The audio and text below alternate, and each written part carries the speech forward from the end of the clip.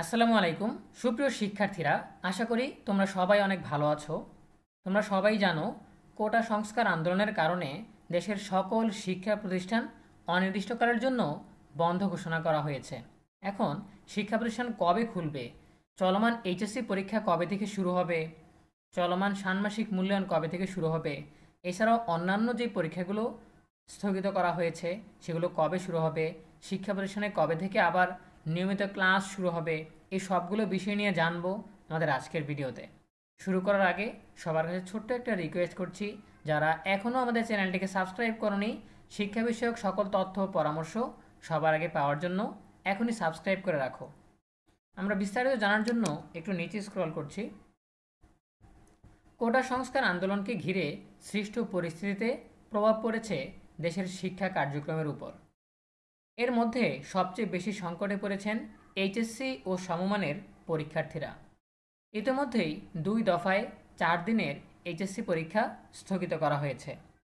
গত বৃহস্পতিবার একসঙ্গে আগামী 1 আগস্ট পর্যন্ত পরীক্ষা স্থগিত করা হয়েছে। এই অনির্ধারিত বন্ধের প্রভাব পড়েছে শিক্ষার অন্যান্য স্তরেও। শিক্ষা মন্ত্রণালয় মনে করছে, এখনও শিক্ষা প্রতিষ্ঠান খুলে দেওয়ার মতো পরিবেশ তৈরি হয়নি। চলতি মাস বন্ধের মধ্য দিয়েই যেতে পারে। শিক্ষা মন্ত্রণালয়ের নীতি নির্ধারকেরা বলছেন, তারা শিক্ষকদের নিয়ে কোনো ঝুঁকি নিতে চান না। এখন শিক্ষা প্রতিষ্ঠান খুলে দিলে আবার কোনো সমস্যা হয় কি না সেটাই তাদের ভাবনার বিষয়। 16 জুলাই রাতে শিক্ষা মন্ত্রণালয়ের আওতাধীন মাধ্যমিক ও উচ্চ মাধ্যমিক পর্যায়ের সকল শিক্ষা প্রতিষ্ঠান, স্কুল, কলেজ, মাদ্রাসা ও কারিগরি প্রতিষ্ঠান এবং পলিটেকনিক ইনস্টিটিউটগুলোর শ্রেণী কার্যক্রম পরবর্তী নির্দেশ না দেওয়া পর্যন্ত বন্ধের ঘোষণা দেয় মন্ত্রণালয়। এর ফলে বিদ্যালয়গুলোর চলমান মাধ্যমিক পর্যায়ের ষান্মাসিক পরীক্ষাও বন্ধ হয়ে গেছে। নতুন শিক্ষাক্রমের আলোকে এই মূল্যায়ন কার্যক্রম চলছিল। ঢাকার একটি বিদ্যালয়ের এক সহকারী প্রধান শিক্ষক বলেন, বিদ্যালয় খোলার পর এই পরীক্ষার বিষয়ে সিদ্ধান্ত হবে। মাধ্যমিক ও উচ্চশিক্ষা অধিদপ্তরের মহাপরিচালক অধ্যাপক নেহাল আহমেদ বলেন, সার্বিক পরিস্থিতি বিবেচনায় পরিস্থিতি স্বাভাবিক হলে স্কুল কলেজ খুলে দেওয়া হবে।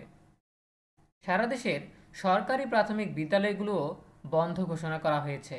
প্রাথমিক ও গণশিক্ষা মন্ত্রণালয়ের এক কর্মকর্তা বলেন, বিদ্যালয়গুলো কবে খুলবে তা এখনও চূড়ান্ত হয়নি। আগামী রবিবার এ বিষয়ে সিদ্ধান্ত নেওয়া হতে পারে।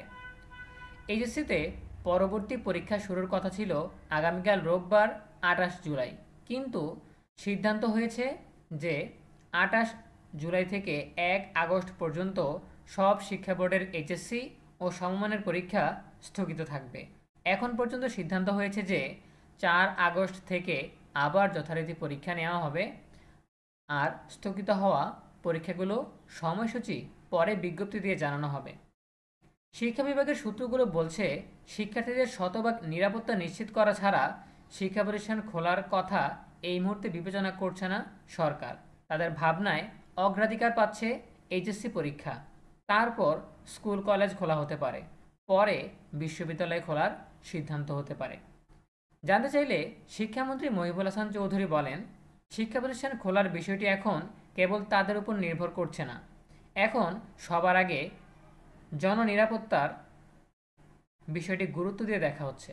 শিক্ষা প্রতিষ্ঠান খোলার আগে শিক্ষার্থীদের নিরাপত্তা নিশ্চিত করতে হবে। এজন্য জেলা প্রশাসকদের কাছ থেকে পরিস্থিতির প্রতিবেদন আনা হচ্ছে।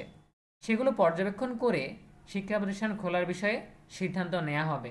তার মতে, বিদ্যমান পরিস্থিতিতে এখনই যারা শিক্ষা প্রতিষ্ঠান খুলে দেওয়ার কথা বলছেন তারা অবিবেচকদের মতো বলছেন। সো এই ছিল আমাদের এখনকার আপডেট থেকে আমরা বেশ কিছু বিষয় জানতে পারলাম যে আগামীকাল রবিবার শিক্ষা মন্ত্রণালয় খুলছে। আগামীকাল রবিবার শিক্ষা প্রতিষ্ঠান খোলার বিষয়ে কোনো সিদ্ধান্ত আসতে পারে। আরও একটা দিক থেকে আমরা জেনেছি যে সবচেয়ে আগে বা অগ্রাধিকার পাচ্ছে এইচএসসি পরীক্ষা।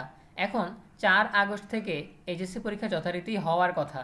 4 আগস্ট হচ্ছে আগামী সপ্তাহের রবিবার। সো 4 আগস্ট থেকে এইচএসসি পরীক্ষা শুরু হবে।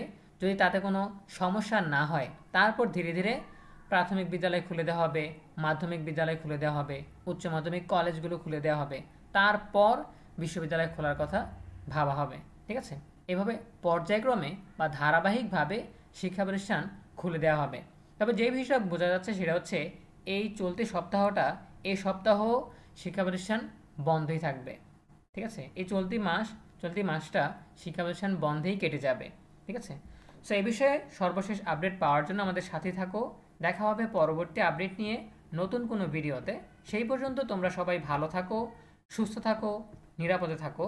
তোমাদের সকলের জন্য রইল অনেক অনেক শুভকামনা। ধন্যবাদ সবাইকে।